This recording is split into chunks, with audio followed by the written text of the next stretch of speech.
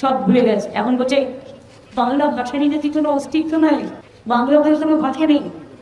আবার বলছে টুইট করে আমি কেন বলেছি তাই আমাকে ন্যাশনাল সিকিউরিটি অ্যাক্টে অ্যারেস্ট করা উচিত। আমি যা ইচ্ছে করে যা, আমি বলবই। आसाम गवर्नमेंट हम बंगाली में बोले था, आप हिंदी में ट्रांसलेट करो।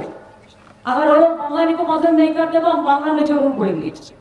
बांग्ला भाषा बोलছি এনআরসি নোটিশ রাজবংশকে দেওয়া হয়েছে, শীল পরিবারকে দেওয়া হয়েছে, রথুয়াদের প্রত্যাহার দেওয়া হয়েছে, মহারাষ্ট্রে কুচিয়ে কুচিয়ে খুন করা হয়েছে, গুজরাটে অত্যাচার হয়েছে, রাজস্থানে হয়েছে, মধ্যপ্রদেশে হয়েছে, উড়িষ্যায় হয়েছে, গুরগাঁও তো এখনো অনেকে জেলে আছে।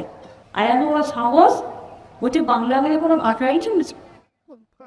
যে বাংলা ভাষা স্বাধীনতার জন্ম দেয়, যে বাংলা ভাষা জাতীয় নবজাগরণের জন্ম দেয়, যে বাংলা দেশকে স্বাধীন করে, যে বাংলা সারা পৃথিবীতে পঞ্চম আর সারা এশিয়াতে দ্বিতীয়। আমি অন্য ভাষা বলতেই পারি, আমার কোনো আপত্তি নেই, সবাইকে আমি সম্মান করি, কিন্তু আমার নিজের মা বলতে শেখা ভাষা আমি মা বলতে পারবো না, এটা কখনো হয় না।